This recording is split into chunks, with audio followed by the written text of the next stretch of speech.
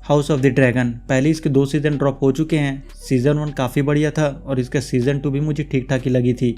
इसकी पूरी कहानी सेटअप की गई थी सीज़न 3 के लिए और फाइनली इसका सीज़न 3 का एपिसोड 1 ड्रॉप हो चुका है और क्या ही बैंगर एपिसोड था, बट सैड एंडिंग के साथ। एपिसोड का नाम है salt and sea fire and blood. तो चलिए शुरू से स्टार्ट करते हैं।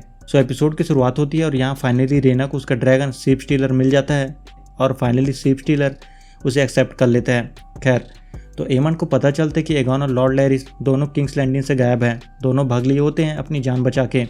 लॉर्ड लैरिस और एगॉन नॉर्थ की तरफ जा रहे होते हैं, बट इनकी किस्मत ही ख़राब होती है। कुछ टाइम बाद ही इन दोनों को रिनेरा के सोल्जर धर लेते हैं और इनका जो कमांडर होता है वो इन दोनों को उनके सामने घुटने टेकने के लिए बोलता है। मतलब यहाँ इन दोनों को प्रॉमिस करना होगा कि वो दोनों क्वीन रिनेरा के वफादार होंगे। अब यहाँ लैरिस तो घुटने टेक देता है, बट ऑब्वियस एगॉन मना करता है, वो घुटने नहीं टेकता। तो कमांडर ये बात अपनी ईगो पर ले लेता है और इन दोनों को मारने के लिए बोलता है। लैरिस उन्हें सच बता देता है कि वो घुटने नहीं टेक सकता क्योंकि वो एगॉन टारगेरियन है और अगर वो उन्हें रानी के पास लेकर जाएंगे तो उन्हें इसकी अच्छी खासी कीमत मिलेगी। जिसके बाद कमांडर इन दोनों को छोड़कर बाकी लोगों को मार देता है और अभी इन्हें पहली फुर्सत में ड्रैगन स्टोन लेकर जाएगा। जिसके बाद अपने को दिखाते हैं कि रेनेरा को एलिसन की बातों पर यकीन होता है। एलिसन की जंग खत्म करनी थी, इसलिए उसने रेनेरा को एक ऑफर दिया होता है कि एगॉन बिस्तर पर है, वो चलने फिरने की हालत में नहीं है और एमन कोले से मिलने रिवरलैंड गया हुआ है।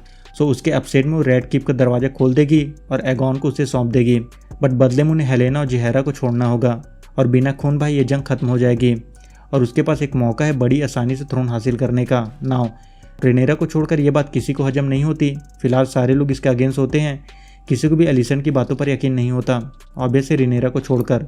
जेस को लगता है कि ये एक ट्रैप है और उन्हें इतना बड़ा रिस्क नहीं लेना चाहिए। ग्रीन के इलाके में जाना, वो भी केवल एलिसन की बातों पर यकीन करके, सही नहीं है। यहाँ मसाया भी बोलते हैं कि वो लोग उन पर भरोसा नहीं कर सकते, बट रेनेरा किसी की नहीं सुनती और वो डेमन और लॉर्ड कॉलिस को मैसेज भेजने के लिए बोलती है।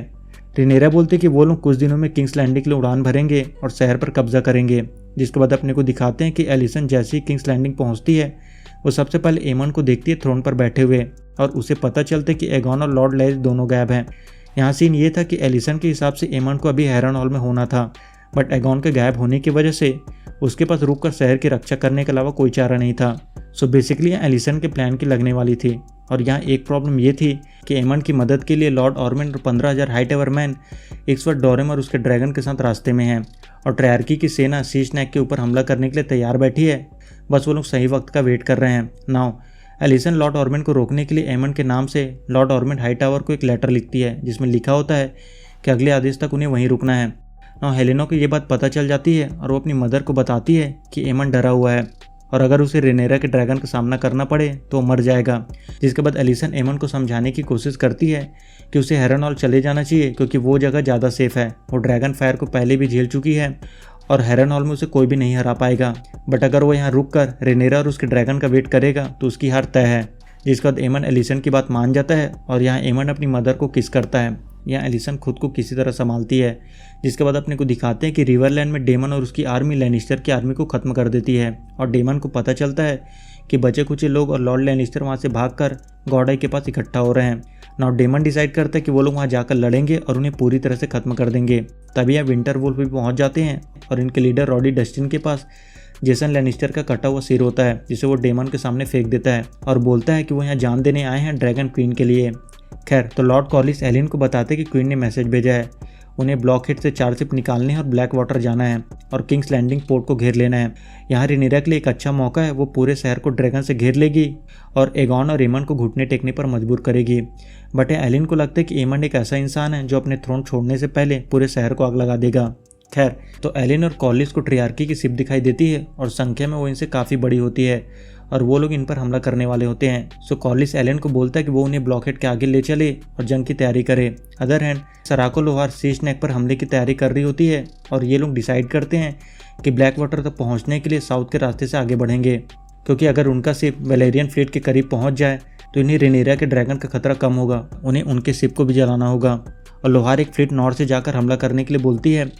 उनका प्लान होता है हाई टाइड को बंद करना और लॉर्ड कॉर्लिस के कासल को तबाह करना क्योंकि हाई टाइड को सी स्नैक को इज्जत देने के लिए बनाई गई थी। यहाँ सीन ये होता है कि पिछले 20 सालों से कॉलिस इनके दोस्तों को ढूंढ ढूंढ कर मार रहा होता है, इसलिए लोहार कॉलिस से खुन्नस खाई बैठी होती है और उसका केवल एक मकसद होता है, कॉलिस को बर्बाद करना। अदर हैंड हग, एडम और उल्फ इसलिए अब फेसेस पर एमंड और उसके ड्रैगन का वेट कर रहे होते हैं, बट वो नहीं आता और यहाँ कुछ अजीब चीज़ें होने लगती है, जिससे डर्कल उर्फ बोलता है उसे यहाँ से जाना है। यहाँ एडम और हग उसे रोकने की कोशिश करते हैं, क्योंकि रिनेरा ने इन्हें बस एक काम दिया होता है और इन्हें बस उनके आदेश का पालन करना है। तभी यहाँ एलिस रिवर आती है और बोलती है कि रिनेरा ने उन्हें ड्रैगन स्टोन बुलाया है। वहीं ड्रैगन स्टोन में बेला रिनेरा को बताती है कि ट्रैयार्की फ्लीट ने कॉर्लिस पर हमला कर दिया है और यहाँ रिनेरा डिसाइड करती है कि वो खुद अपने ड्रैगन के साथ वहाँ जाएगी। बजेस सर लॉरेन को ऑर्डर दे देता है कि वो रिनेरा को उसके चैम्बर में लॉक कर दे। बेला बोलती है उसे ऐसा नहीं करना चाहिए, बट जेस बोलता है कि उन्होंने उसके भाई को मारा है और अब वो उन्हें उसकी माँ को मारने नहीं दे सकता। और जेस बेला को उसके साथ चलने के लिए बोलता है। जिसके बाद अपने को बैटल ऑफ गलेट को दिखाते हैं। यहाँ जंग चल रही होती है और लोहार सी स्नैक के लोगों को बहुत बुरी तरह से मार रही होती है। एलिन और कॉलिस को फ्लैग शिप दिख जाती है और कॉलिस शिप को लोहार के पास ले जाने के लिए बोलता है। कॉलिस चाहता था वो इन्हें देखे और इनका पीछा करे और इनका प्लान काम कर जाता है। लोहार अपनी एक टुकड़ी लेके इनके पीछे पड़ जाती है। तभी यहाँ जेस और बेला अपने ड्रैगन के साथ आते हैं और ट्रैयार्की पर हमला करते हैं और कॉलिस एलन को ड्रैगन स्टोन पास के रास्ते से चलने के लिए बोलता है। वहाँ पानी का लेवल कम होता है, सो कॉलिस का प्लान होता है कि वो लोहार के शिप को डुबा देगा चट्टानों से टकराकर, और उसे पता होता है कि लोहार उसे बदला चाहती है तो उसके पीछे जरूर आएगी। उसके बिना उसका शिप कमजोर होगा और उनके ड्रैगन उसे खत्म कर देंगे। इधर बेला और जेस उन पर ड्रैगन से हमला करते हैं और यहाँ लोहार ग्रैपल से ड्रैगन पर हमला करती है और जेस का ड्रैगन उसमें फंस जाता है और वो पानी में गिरने लगता है। तभी बेला आकर उसकी मदद करती है। कॉलिस ड्रैगन स्टोन के नैरो पास की तरफ बढ़ता है और लोहार इनका पीछा करती है। यहाँ पानी का लेवल कम होता है, बट कॉलिस को यहाँ का रास्ता पता होता है तो वो अपने शिप को निकाल लेता है, बट लोहार के 2 शिप डूब जाते हैं। जिसके बाद अपने शिप का वेट कम करने के लिए लोहार अपने लोगों को नीचे फेंक देती है और उसका शिप भी नैरो पास से बाहर आ जाता है।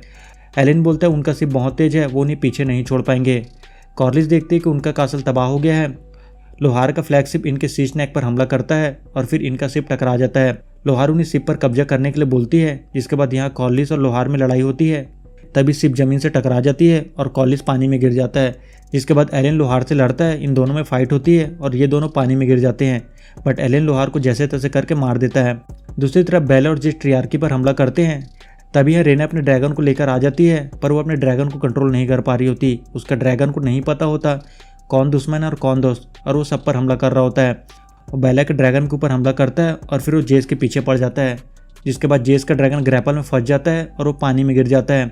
जेस पानी के अंदर जाकर ग्रैपल को निकालता है, बट वॉर्मस पानी में डूब जाता है और जैसे ही जेस बाहर आता है एनिमी उसे घेर लेते हैं और उसे मार देते हैं और जेस की मौत हो जाती है और एपिसोड 1 यहाँ से खत्म हो जाता है। सो इसी के साथ इस वीडियो में इतना ही। मिलते हैं अगले वीडियो में, तब तक के लिए गुड बाय।